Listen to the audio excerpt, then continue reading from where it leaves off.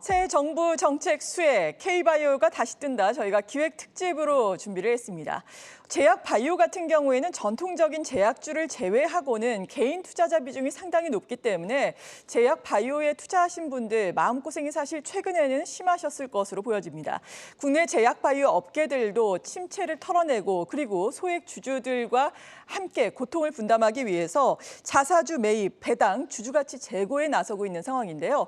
하지만 이런 가운데서도 윤석열 당선인이 제약 바이오 강국 실현 의지를 강하게 피력한 만큼 새 정부에 거는 기대감이 제약 바이오 업계에서는 크게 나오고 있습니다. 저희가 이에 따라서 기획 특집으로 오늘은 제약 바이오의 현황에 대해서 준비를 했는데요. 먼저 국내 제약 바이오 업계의 현황과 주목해야 할 포인트 차근차근 짚어보겠습니다. 신동호 앵커. 네, 최근 이 제약 바이오주들 이 지지부진했던 흐름이 최근 들어서 조금씩 반등하는 모습을 보였죠. 이담규 캐스터, 그렇다면 최근 바이오 업종 지수의 흐름과 시총 순위 변화는 어떤가요? 네, 올해 제약 바이오 업종의 주가 흐름은 작년과 확연히 다릅니다. 작년에는 제약 바이오 업종이 투자자들의 많은 관심을 받았죠. 실제로 KRX 바이오 업종 지수의 흐름을 살펴보시면 작년 1월 5,450포인트였던 지수가 그 이후에는 꾸준히 떨어집니다. 5월에는 4,230포인트를 기록했고 10월에는 3,680포인트까지 떨어졌습니다. 올해 2월에는 최저점을 기록했는데요. 이렇게 2,930포인트까지 하락한 겁니다. 3월에는 전일 기준으로 3,230포인트까지 상승했습니다. 최저점 대비해서는 지수가 오르고 있는 건데요. 2분기에는 추가 상승이 가능할지 관심이 모이고 있습니다. 다음은 제약 바이오주의 코스닥 시총 순위 변화도 살펴보겠습니다. 지수가 하락한 만큼 탑5에서 제약 바이오주가 거대 밀려났는데요. 2020년과 올해 코스닥 시총 탑5 종목을 비교해보겠습니다. 그래프를 보시면 2020년에는 상위 5종목이 모두 제약 바이오 업종입니다. 1위가 셀트리온 헬스케어, 2위는 셀트리온 제약인데요. 3위가 HLB, 4위는 시젠, 5위가 알테오젠입니다. 반면 올해 코스닥 시총 상위 종목은 확연히 바뀐 걸 볼 수 있습니다. 1위 셀트리온 헬스케어를 제외하고는 2위부터 5위가 이렇게 다른 종목으로 채워졌는데요. 2차 전지주와 게임주가 제약 바이오 업종을 밀어내고 탑5에 자리했습니다. 2위였던 셀트리온 제약은 8위로 밀려났는데요. 현재 HLB는 9위, 시젠은 13위, 알테오젠은 14위에 자리하고 있습니다. 지금까지 제약 바이오주의 지수 흐름 그리고 시총 순위 변화 알아봤습니다. 네, 2년 사이에 정말 코스닥 시총 순위가 완전히 바뀌었는데요. 네. 최근 들어서 제약 바이오 기업들이 좀 주가를 끌어올리기 위해 자사주 매입에도 나선다는 소식을 들었는데 이 자사주 매입 현황은 어떻게 됩니까? 네, 제약 바이오 업계에서 자사주 매입이 활발하게 일어나고 있는데요. 주가 부진에 대한 방안으로 기업들이 자사주 매입을 선택했고 주주 가치 제고 그리고 주가 부양을 위해 나선 것으로 풀이됩니다. 먼저 셀트리온은 지난달 22일에 자사주를 취득한다고 밝혔는데요. 취득 예정 금액은 약 800억입니다. 셀트리온 헬스케어도 올해 1월에 500억 원의 자사주 취득에 이어서 지난달 추가로 400억 원 규모의 자사주를 매입했습니다. 총 900억 원가량의 매입 규모입니다. 유한양행은 200억 원 규모의 자사주 취득 신탁 계약을 체결했는데요. HK이노엔은 2021년 8월 상장 이후에 처음으로 자사주 매입을 결정했습니다. 약 240억 원 규모의 자사주 매입 신탁 계약을 맺었습니다. 기업들이 제약 바이오 섹터에서의 주주 이탈을 막기 위해서 이렇게 자사주 매입에 힘을 쏟고 있는 건데요. 하지만 개별적 모멘텀이 있는 종목을 제외하고는 업종 전반의 주가에 큰 변화는 없었습니다. 연초 대비 셀트리온의 주가는 약 14% 하락했고 셀트리온 헬스케어의 주가는 18%가량 떨어졌습니다. 지금까지 제약 바이오주의 자사주 매입 현황 알아봤습니다. 네, 그렇다면 이번에는 증권사에서는 제약 바이오 업종에 대해 어떤 투자 의견을 내놓고 있는지 한번 알아보겠습니다. 하경민 앵커. 네, 최근에 윤석열 대통령 당선인이 내세운 제약 바이오 공약에 업계의 기대감이 크다라고 말씀을 드렸는데 과연 정책 수혜를 받을 수 있을지 알아보겠습니다. 유영민 캐스터, 증권사들은 어떤 전망 내놓고 있습니까? 네, 신정부의 제약 바이오 관련 정책을 정리한 증권사 리포트와 이에 따른 전망 그리고 관심 종목까지 살펴보겠습니다. 신정부 제약 바이오 정책으로는 첫 번째, 국무총리 직속의 제약 바이오 혁신위원회 설치입니다. 그동안 제약 바이오 산업은 주무부처 분산으로 효율성 문제가 있어 산업 발전에 걸림돌이 됐는데 SK증권에서는 컨트롤 타워가 설치될 시 중장기 전략 수립에 긍정적일 것이라고 분석했습니다. 다음 두 번째는 정부의 연구개발 지원 비용, 기존보다 2배가 확대되는 건데요. 특히 백신 치료제 주권 확보와 글로벌 백신 허브 구축을 위한 연구개발 지원을 확대하고 첨단 의료 분야에 대한 지원도 확대됩니다. 세 번째는 고가의 항암제와 중증 희귀 질환 신약에 대한 신속 등재 제도가 도입돼 대체 의약품이 없는 항암제나 당뇨, 소아 백혈병 등과 같은 희귀 질환과 중증 질환 치료제의 건강 보험 등재 과정이 단축됩니다.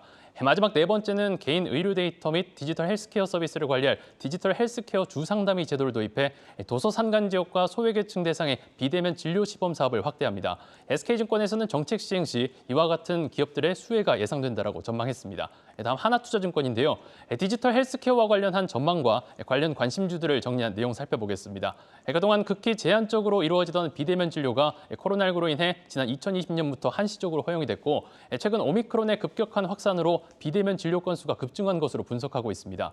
여기다 윤 당선인이 비대면 진료에 대한 일부 허용을 공약하면서 정부의 규제 완화도 기대되는 시점이라고 분석했습니다.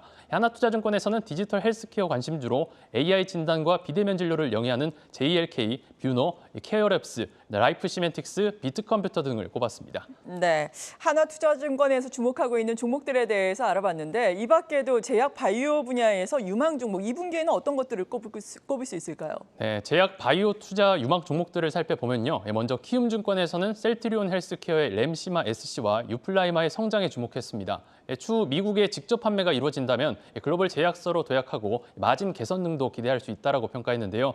다음 삼성증권에서는 ST팜의 주가는 부진했지만 글로벌 제약사의 올리고 뉴클레오타이드 기반의 신약 개발이 활발하고 추가 수주 기회가 여전히 유효하다라며 렉비오 수주 외에 추가적인 수주도 기대했습니다. 다음 신한금융투자에서는 글로벌 빅파마와의 기술이 전과 더불어 면역 항암제 병용요법 임상 계약 가능성이 존재하는 만큼 레고캠바이오를 올해 신약 개발사 탑픽으로 제시했는데요. 마지막으로 NH투자증권에서는 대웅제약은 알비스 시판 정지 이후 이 페스프라전 자체 신약 기대감이 유효하고 나보타 또한 견조한 성장을 보이는 등 올해 유럽 출시와 중국 파트너 선정 가능성을 언급했습니다. 네, 그리고 한동안 지지부진한 움직임을 보인 제약 바이오주가 특히나 포스트 코로나를 대비하기 위한 움직임 상당히 지금 빨라지고 있는 상황입니다. 새 정부 정책의 수혜를 받으면서 다시 한번 날아오를 준비를 하고 있는 제약 바이오 종목들.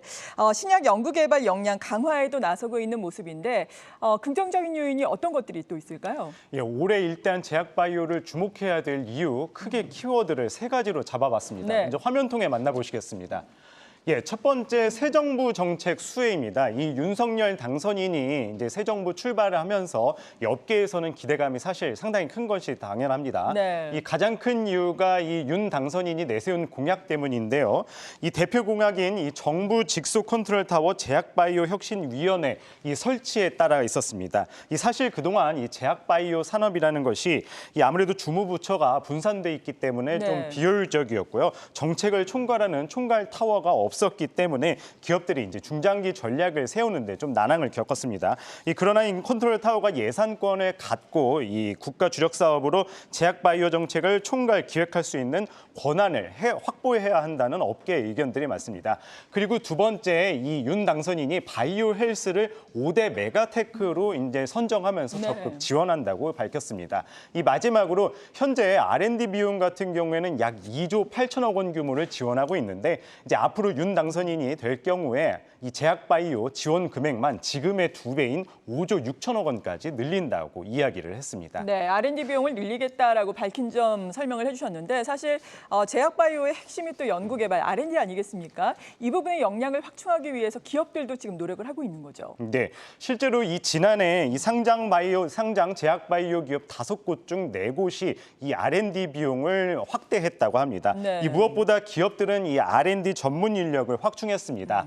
이 제약바이오 기업들이 미래 먹거리 발굴을 위해서 이 신약 개발 등에 필요한 인재 확보에 더욱 적극적인 행보를 보였다는 의미인데요. 좀 더 자세한 내용은 이 그래프 먼저 보시겠습니다. 이 지난해 같은 경우에 연구 인력, 제약바이오 상장사 연구 인력이 약 5,590여 명이었는데 이 전년도 5,230여 명에 비해서 약 7% 가까이 상승했던 것을 볼 수가 있는데요. 그 코로나 이전인 2년 전보다는 약 10% 넘게 증가했다고 합니다. 이 다음은 다음은 지난해 이 국내 제약바이오 기업 가운데 가장 많이 R&D를 투자한 기업을 살펴보도록 하겠습니다. 1위는 셀트리온입니다. 셀트리온 같은 경우에는 약 4,300억 원이 넘는 규모를 R&D 비용에 투자를 했습니다. 네. 그 뒤를 유한양행이 약 1,780억 원, 대웅제약이 약 1,750억 원을 투자하게 됐습니다. 그렇다면 올해 주목할 만한 신약 개발과 좀 주목해야 될 또 기업을 살펴볼 필요가 있을 것 같은데요. 네. 크게 세 곳으로 잡아봤습니다. 이 가장 큰 관심을 가져야 하는 기업은 한미약품입니다. 한미약품은 이 한미약품에서만 개발한 이 혁신 신약 2개 품목이 올해 미국 FDA의 허가를 받을 수 있을 것이라는 전망이 나오는데요. 국내에서 이제 국산 신약 33호로 허가를 받았었죠. 이 호중구 감소증 치료제 놀론티스가 9월에 허가가 가능할 것으로 기대가 되고 또 다른 신약 후보 물질 이 비소세포암 치료제 포지오티닙도 이제 11월 최종 허가 날 전망이라고 합니다. 네. 이 밖에 이제 넥나자라는 이름으로 국산 신약 31호의 허가를 받으면서 글로벌 제약사 얀센의 기술 수출을 한 유한양행의 폐암 치료제인 이 레이저티닙과 마지막으로 이 LG화학의 이 비알코올성 지방간염 치료제, 쉽게 얘기해서 뭐 내시 치료제라고도 이야기를 하죠. 이렇게 총 3개의 기업이 지금 현재 주목받고 있습니다. 네, 신약 개발에 성공을 하기를 기대해 보겠습니다. 그리고 지난주부터 제약 바이오업계의 기업들의 주주총회가 한창입니다. 주주총회 자리는 기업의 또 비전을 우리가 들어볼 수 있는 중요한 자리가 될 텐데 업계의 변화된 모습을 좀 읽을 수 있었습니까? 어땠습니까? 네, 맞습니다. 마지막으로 이제 살펴볼 게 이제 지난주에 마무리됐던 주주총회입니다. 이 코로나19로 인한 위기 돌파가 주요 메시지였던 2년 전과는 이 확연하게 사뭇 다른 분위기였습니다. 네. 이 글로벌 시장 진출과 이 신약 개발, 연구 개발 역량 강화 등으로 이 포스트 코로나에 먼저 대비하자는 것이 이 제약 바이오 CEO들의 공통된 목소리였습니다. 이 첫 번째 보면은 전문 경영인이라고 제가 키워드를 잡았는데 이 우호적 투자 유치를 위해서 이 기존 경영 체제에서 한 발 물러서고 전문 경영인을 영입하는 등 새로운 작업을 유입해 공격적인 이 사업 확대에 나서는 기업이 있었고요. 특히 이 신약 개발에만 머무르지 않고 이 새로운 먹거리, 사업 확대에 나서는 기업들도 많았습니다. 이 시대 흐름에 맞게 디지털 헬스케어 쪽으로 영역을 확장하는 기업들이 가장 많았고요. 이 밖에 제약을 넘어서 뭐 의료기기라든지 뭐 건강기능식품, 반려동물들의 이 헬스케어 사업까지 다양하게 사업을 확장하는 기업들이 많았습니다. 네, 오늘 이렇게 기획 특집으로 제약 바이오주의 업황 그리고 앞으로의 전망에 대해서 들어봤습니다. 개인 투자자의 비중이 상당히 많은 종목군이 제약 바이오이기 때문에 제약 바이오 다시 한번 큰 도약을 하길 기대해 보겠습니다.